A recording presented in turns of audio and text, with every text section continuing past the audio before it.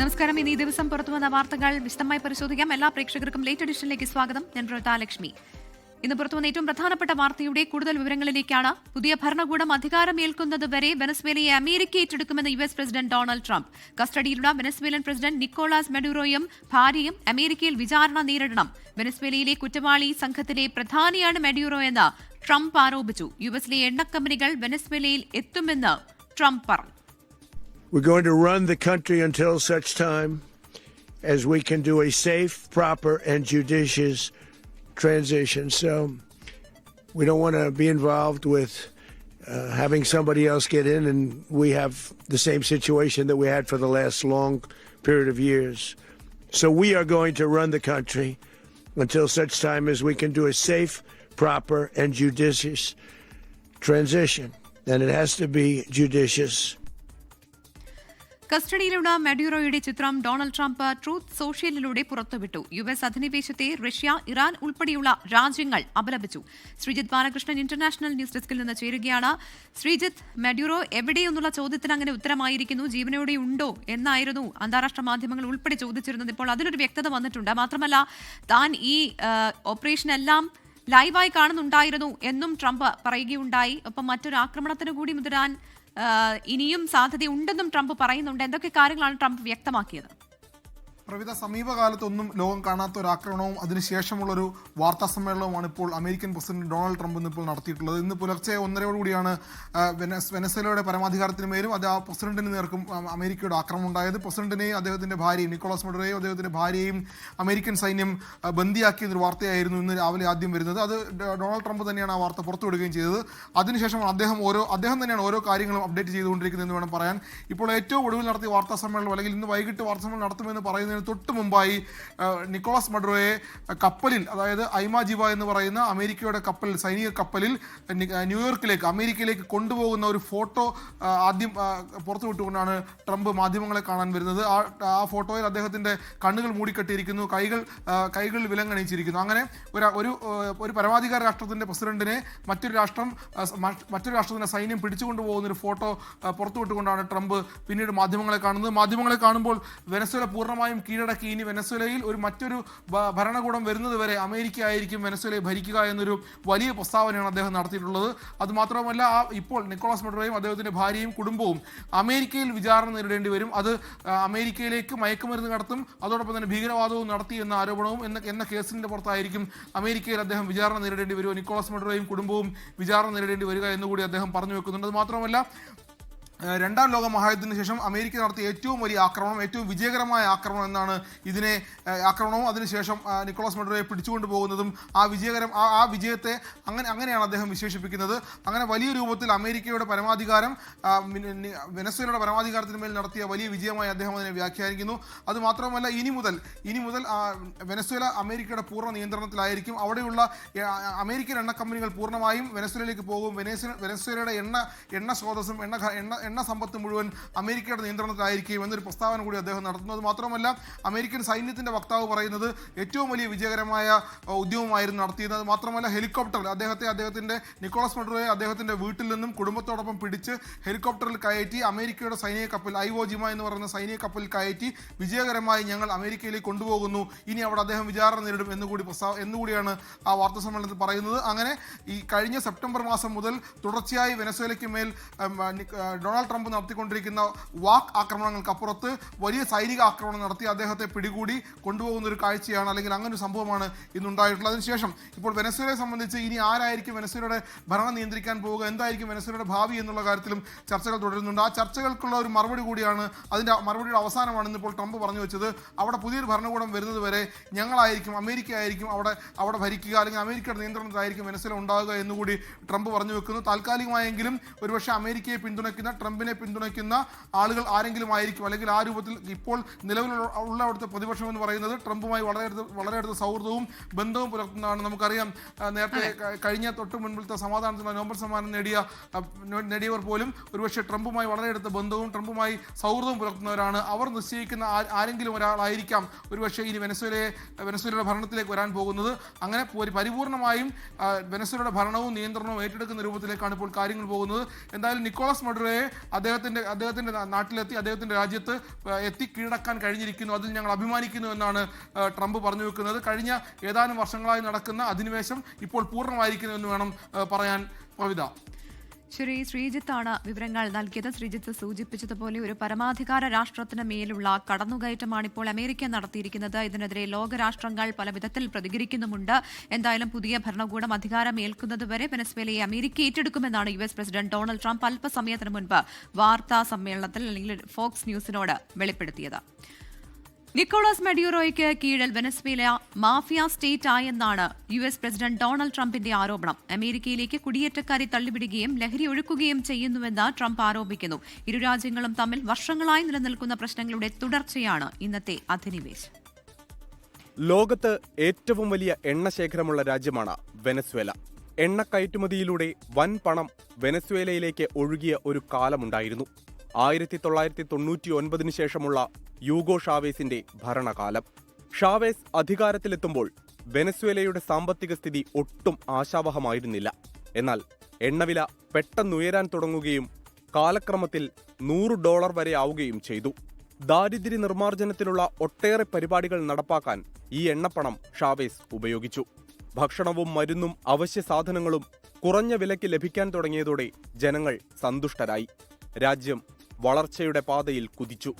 പിന്നീട് 3 തവണ ജനങ്ങൾ ഷാവേസിനെ തന്നെ നയിക്കാൻ തിരഞ്ഞെടുത്തു. സ്വാഭാവികമായും അമേരിക്കയുടെ കണ്ണുകൾ എക്കാലവും വെനസ്വേലയുടെ എണ്ണപ്പാടങ്ങൾക്കുമേലുണ്ടായിരുന്നു.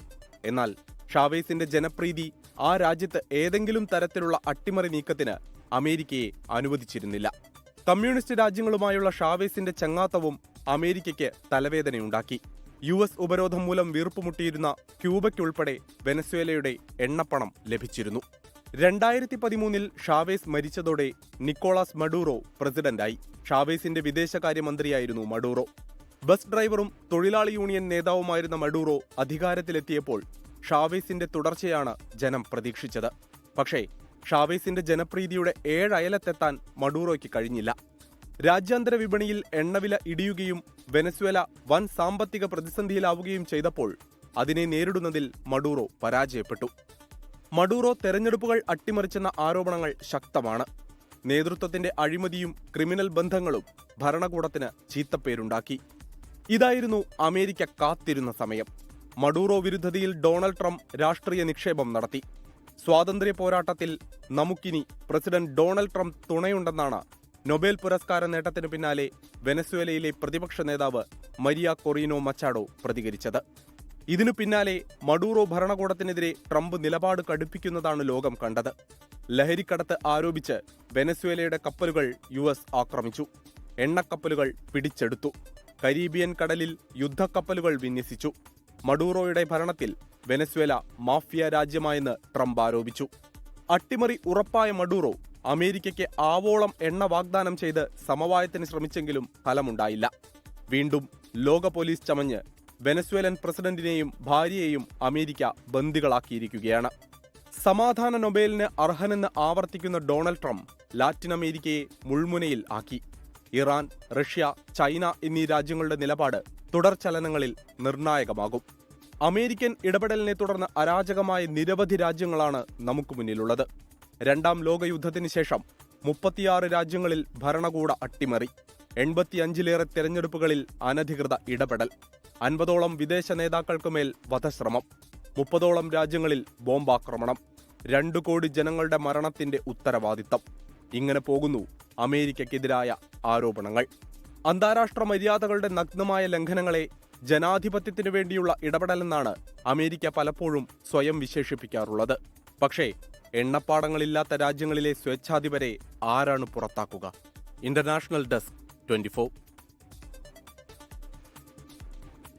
മറ്റൊരു പ്രധാനപ്പെട്ട വാർത്തയിലേക്ക്. തൊണ്ടി മുതൽ നശിപ്പിക്കൽ കേസിലെ ശിക്ഷാവിധിയിൽ മുൻ മന്ത്രി ആന്റണി രാജുവിനെതിരെ ഗുരുതര പരാമർശങ്ങൾ. കുറ്റമാണെന്ന് അറിഞ്ഞുകൊണ്ട് ആന്റണി രാജു തൊണ്ടി മുതൽ വാങ്ങി. വ്യാജരേഖ ചമച്ചത് ആന്റണി രാജുവാണെന്നും കോടതി കണ്ടെത്തി. 1-ാം പ്രതി KS ജോസിനും 2-ാം പ്രതി ആന്റണി രാജുവിനും 3 വർഷം തടവ് ശിക്ഷയാണ് കോടതി വിധിച്ചത്. ആന്റണി രാജുവിന് നിയമസഭാംഗത്വം നഷ്ടമായി.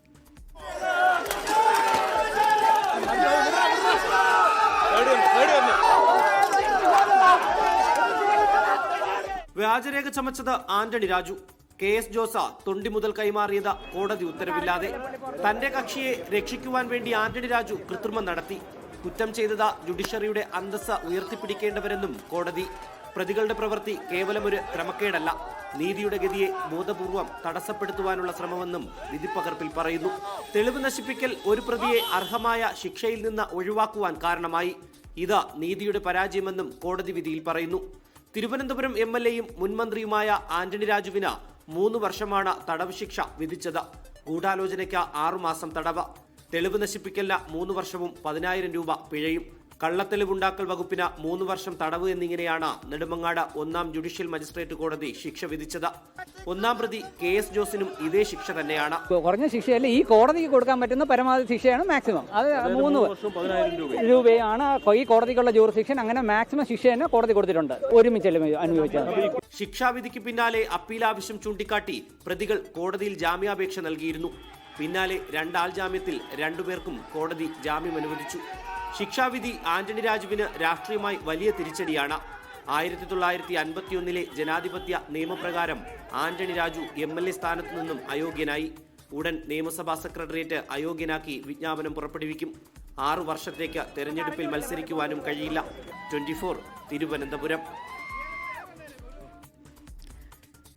ലഹരിക്കേസിലെ തൊണ്ടി മുതൽ നശിപ്പിക്കാൻ കൂട്ടുനിന്നയാളെയാണ് പിണറായി സർക്കാർ മന്ത്രിയാക്കി കൂടെ കൊണ്ടു നടന്നത് എന്ന് പ്രതിപക്ഷ നേതാവ് VD സതീശൻ. ആന്റണി രാജുവിന് ശിക്ഷ ലഭിച്ചതോടെ കൊള്ളക്കാർക്ക് കുട പിടിക്കുന്ന സർക്കാരാണ് ഇതെന്ന് ഒരിക്കൽ കൂടി തെളിഞ്ഞുവെന്നും VD സതീശൻ പറഞ്ഞു. ലഹരി മരുന്ന് കൊണ്ടുവന്ന ഒരാളെ രക്ഷിക്കാൻ വേണ്ടിയിട്ട് ശ്രമം നടത്തിയ ഒരാളാണ്. എന്നിട്ടാണ് ആ ആളെ ഇത് അറിഞ്ഞുകൊണ്ട് പിണറായി വിജയൻ മന്ത്രിസഭയിലാക്കിയത്. അദ്ദേഹത്തെ 2.5 വർഷം മന്ത്രിയാക്കി കൊണ്ട് നടന്നു. ഇതറിഞ്ഞുകൊണ്ടാണ്. ഈ എല്ലാ ഇന്റലിജൻസും എല്ലാം സംവിധാനമുള്ളതാണ് പോലീസിന്. എന്നിട്ട് ഇങ്ങനെ ഒരാളെ മന്ത്രിയാക്കി കൊള്ളക്കാർക്ക് കൊട പിടിച്ചു കൊടുക്കുന്ന സർക്കാരാണിത്. അതൊന്നുകൂടി തെളിയിച്ചിരിക്കുന്ന ഈ സംഭവത്തോടുകൂടി. റിപ്പോർട്ടർ TVക്ക് 10,000 രൂപ പിഴ ചുമത്തി Bengaluru city civil and sessions കോടതി. മുട്ടൽ മരമുറി കേസിലെ വാർത്തകൾ വിലക്കണമെന്ന ഹർജി പിൻവലിച്ചതോടെയാണ് പിഴ ചുമത്തിയത്. കോടതിയുടെ വിലയേറിയ സമയം പാഴാക്കിയെന്നും വാദിഭാഗത്തിന് സത്യസന്ധതയില്ല എന്നും കോടതി വിമർശിച്ചു. പബ്ലിക് ഡൊമൈനിൽ നിന്ന് നീക്കം ചെയ്ത എല്ലാ ലിങ്കുകളും പുനഃസ്ഥാപിക്കണമെന്നും കോടതി നിർദ്ദേശിച്ചു. റിപ്പോർട്ടർ TVയുടേത് കോടതി നടപടികളുടെ ഗുരുതര ദുരുപയോഗമാണ്. റിപ്പോർട്ടർ TVക്കെതിരായ വാർത്തകൾ പ്രസിദ്ധീകരിക്കുന്നത് തടയില്ല. വാർത്തകൾ പിൻവലിക്കാൻ കോടതി നേരത്തെ നൽകിയ നിർദ്ദേശം റദ്ദാക്കി. വാർത്തകൾ ജനങ്ങൾക്ക് ലഭ്യമാകും വിധം പുനഃസ്ഥാപിക്കാൻ കോടതി ഒരാഴ്ച സമയവും നൽകി. വിഷയത്തിൽ ഉണ്ടാകുന്ന നിയമബാധ്യതകൾ ഏറ്റെടുക്കാൻ ചാനൽ പ്രതിനിധിയെ ചുമതലപ്പെടുത്തണം. ഹർജി മുട്ടൽ മരമുറി പോലുള്ള കേസുകളിൽ നിന്നുള്ള മറയെന്ന വാദം കോടതി കണക്കിലെടുത്തു. ശബരിമല സ്വർണ്ണക്കൊള്ള കേസിൽ SIT ചോദ്യം ചെയ്യാനിരിക്കെ പുതിയ ആരോപണവുമായി UDF കൺവീനർ അടൂർ പ്രകാശ്. ജോൺ ബ്രിട്ടാസ് MPയും ഉണ്ണികൃഷ്ണൻ പോറ്റിയും തമ്മിലുള്ള ബന്ധം അന്വേഷിക്കണമെന്നാണ് ആവശ്യം. ആരോപണം തള്ളിയ ജോൺ ബ്രിട്ടാസ് അടൂർ പ്രകാശ് തന്റെ പേരുന്നയിച്ചാൽ ആ നിമിഷം കേസ് കൊടുക്കുമെന്നും പ്രതികരിച്ചു. ശബരിമല സ്വർണ്ണക്കൊള്ള നിയമസഭാ തെരഞ്ഞെടുപ്പിൽ സജീവ ചർച്ചയാകുമെന്ന് ഉറപ്പിച്ചതോടെ രാഷ്ട്രീയമായി അനുകൂലമാക്കാനുള്ള തന്ത്രങ്ങളിലാണ് മുന്നണികൾ. കേസിൽ SIT ചോദ്യം ചെയ്യാനിരിക്കെ CPIM രാജ്യസഭാംഗം ജോൺ ബ്രിട്ടാസിനെതിരെ ആരോപണവുമായി UDF കൺവീനർ അടൂർ പ്രകാശ് രംഗത്ത്.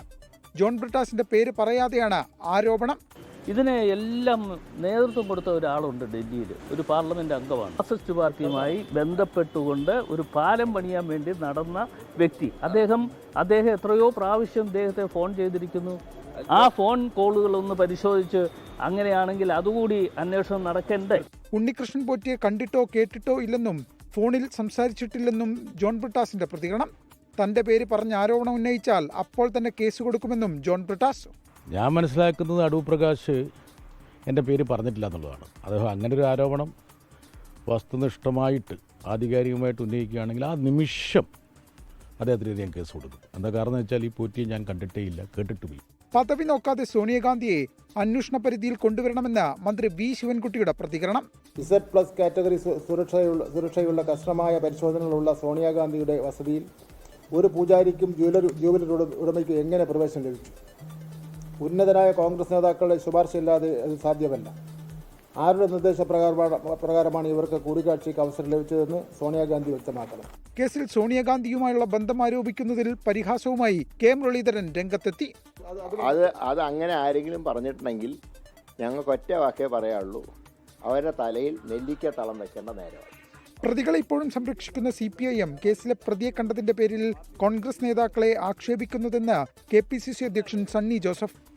ശബരിമല കേസിലെ പ്രതി കണ്ടതിന്റെ പേരിൽ കോൺഗ്രസ് നേതാക്കന്മാരെ ആക്ഷേപിക്കാൻ ഇപ്പോൾ CPM-ഉം BJP-യും ഒത്തുചേർന്ന് പരിശ്രമിക്കുകയാണ്.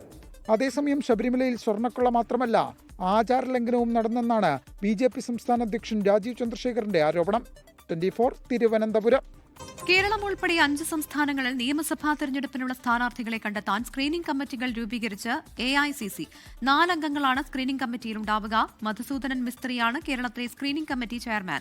ഡോക്ടർ സയ്യിദ് നസീർ ഹുസൈൻ, നീരജ് ദാംഗി, അഭിഷേക് ദത്ത് എന്നിവരാണ് മറ്റംഗങ്ങൾ. അസമിന്റെ ചുമതല പ്രിയങ്ക ഗാന്ധിക്ക് നൽകി.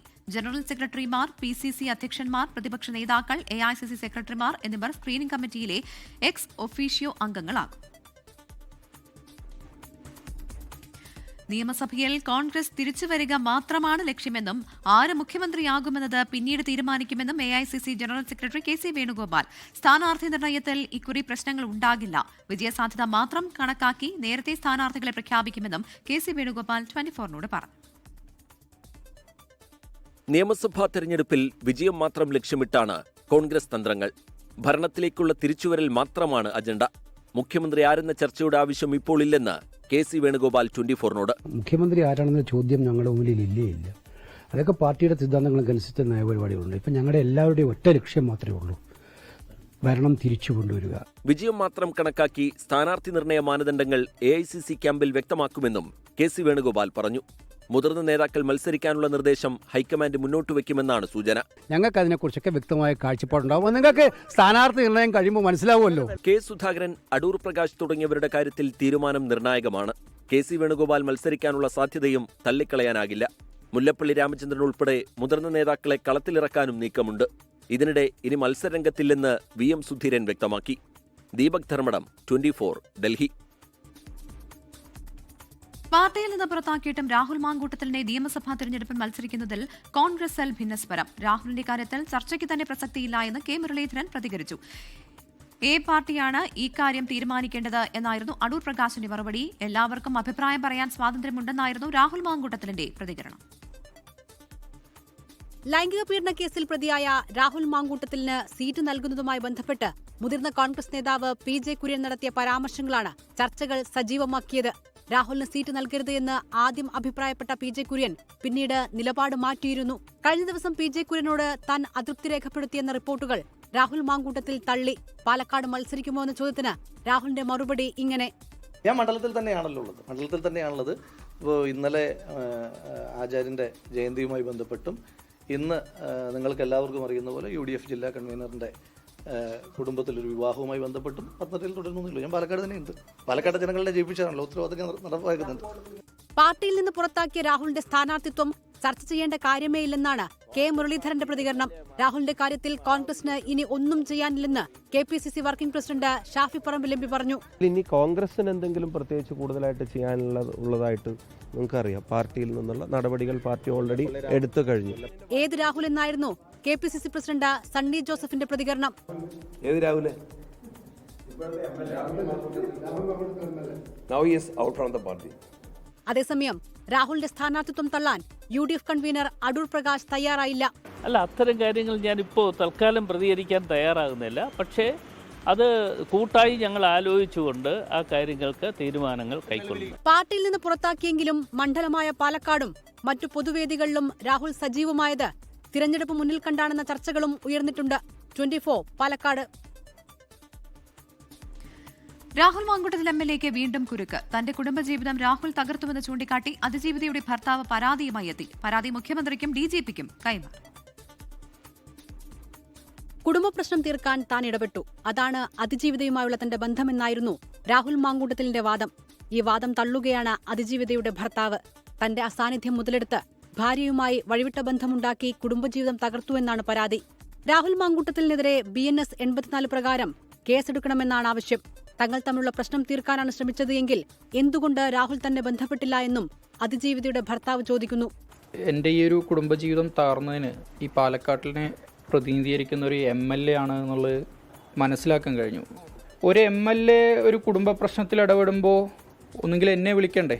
ഞാൻ ഉൾപ്പെടുന്ന ഒരു പ്രശ്നത്തിൽ എന്നെ വിളിക്കണമല്ലോ. എന്നെ അങ്ങനെ വിളിച്ച് സംസാരിച്ചിട്ടില്ല. ആ സമയങ്ങളിൽ ഒരിക്കൽ പോലും എന്നെ വിളിച്ച് സംസാരിച്ചിട്ടില്ല. തന്റെ കുടുംബജീവിതം തകർത്തുവെന്നും മാനനഷ്ടമുണ്ടാക്കിയെന്നും പരാതിയിലുണ്ട്. പരാതിയിൽ പറയുന്ന കാര്യങ്ങളിലെ തെളിവ് കൂടി അന്വേഷണ സംഘത്തിന് മുന്നിൽ ഹാജരാക്കാനാണ് പരാതിക്കാരന്റെ തീരുമാനം. 24 പാലക്കാട്. 72ാമത് കൊച്ചി അഖിലേന്ത്യാ സഹകരണ വാരാഘോഷത്തോടനുബന്ധിച്ചുള്ള ജില്ലയിലെ മികച്ച ആശുപത്രി സംഘത്തിനുള്ള അവാർഡ് എറണാകുളം കടവന്ത്ര ഇന്ദിരാഗാന്ധി സഹകരണ ആശുപത്രിക്ക് ലഭിച്ചു. President MO John, vice president BA Abdul Muthalib, director PB Ashraf എന്നിവർ ചേർന്ന് പുരസ്കാരം ഏറ്റുവാങ്ങി. വ്യവസായ മന്ത്രി P രാജീവാണ് പുരസ്കാരം സമ്മാനിച്ചത്. താലൂക്ക് തലത്തിലും ഏറ്റവും നല്ല സഹകരണ ആശുപത്രിക്കുള്ള അവാർഡും കടവന്ത്ര ഇന്ദിരാഗാന്ധി സഹകരണ ആശുപത്രിക്കാണ് ലഭിച്ചത്. BJPയുടെയും ഹിന്ദുത്വ സംഘടനകളുടെയും പ്രതിഷേധങ്ങൾക്ക് പിന്നാലെ ബംഗ്ലാദേശ് താരത്തെ ഒഴിവാക്കാൻ IPL ടീം കൊൽക്കത്ത നൈറ്റ് റൈഡേഴ്സിന് നിർദ്ദേശം നൽകി BCCI. ലേലത്തിലൂടെ 9.2 കോടിക്ക് സ്വന്തമാക്കിയ മുസ്തഫിസുർ റഹ്മാനെയാണ് KKRന് കൈവിടേണ്ടി വരിക. BJP സമ്മർദ്ദത്തിന് വഴങ്ങി BCCI. ബംഗ്ലാദേശ് പേസർ മുസ്തഫിസുർ റഹ്മാനെ IPLൽ കളിപ്പിക്കില്ല. താരത്തെ ഒഴിവാക്കാൻ കൊൽക്കത്ത നൈറ്റ് റൈഡേഴ്സ് ടീമിന് നിർദ്ദേശം നൽകിയെന്ന് BCCI secretary Devjith Saikia. To release one of their player, Mustafizur Rahman of Bangladesh, from their squad, and BCCI has also said that if they ask for any replacement, BCCI is going to allow that replacement. ബംഗ്ലാദേശിലെ ഹിന്ദുക്കൾക്കെതിരായ അതിക്രമത്തിന്റെ പശ്ചാത്തലത്തിലായിരുന്നു Kolkata night Riders ടീമിനും ഉടമ ഷാരൂഖ് ഖാനുമെതിരായ BJPയുടെയും ഹിന്ദു സംഘടനകളുടെയും പ്രതിഷേധം. ഹിന്ദുക്കൾക്കെതിരായ അതിക്രമം ഷാരൂഖ് കണ്ടില്ലെന്ന് നടിക്കുന്നെന്നും മനഃപൂർവ്വം ബംഗ്ലാദേശ് താരത്തെ ടീമിൽ എടുത്തെന്നും ആരോപണം. BJP നേതാവ് സംഗീത് സോം ഒന്നുകൂടി കടുപ്പിച്ച ഷാരൂഖിനെ ചതികനെന്നും അധിക്ഷേപിച്ചു. എന്നാൽ ഷാരൂഖിന്റെയും KKRന്റെയും ഭാഗത്ത് തെറ്റില്ലെന്നും BJP നിയന്ത്രിക്കുന്ന BCCI തന്നെയല്ലേ ബംഗ്ലാദേശ് താരത്തെ ലേലത്തിൽ ഉൾപ്പെടുത്തിയതെന്നും കോൺഗ്രസും സമാജ്വാദി പാർട്ടിയും തിരിച്ചടിച്ചിരുന്നു. 9.2 കോടിക്കാണ് KKR മുസ്തഫിസുറിനെ സ്വന്തമാക്കിയത്. ഇനി ലേലപ്പട്ടികയിൽ നിന്ന് മറ്റൊരു താരത്തെ പകരക്കാരനായി കണ്ടെത്തേണ്ടി വരും. Sports desk 24. പൂർണ്ണമാകുന്നു. Good night. ലോകത്തെവിടെയായാലും ഏത് സമയത്തും 24 വാർത്തകളും ഓഗ്മെന്റഡ് റിയാലിറ്റി പാക്കേജുകളും എക്സ്പ്ലെയിനറുകളും വിശദമായി കാണാൻ ഞങ്ങളുടെ യൂട്യൂബ് ചാനൽ നിങ്ങൾക്ക് സബ്സ്ക്രൈബ് ചെയ്യാം.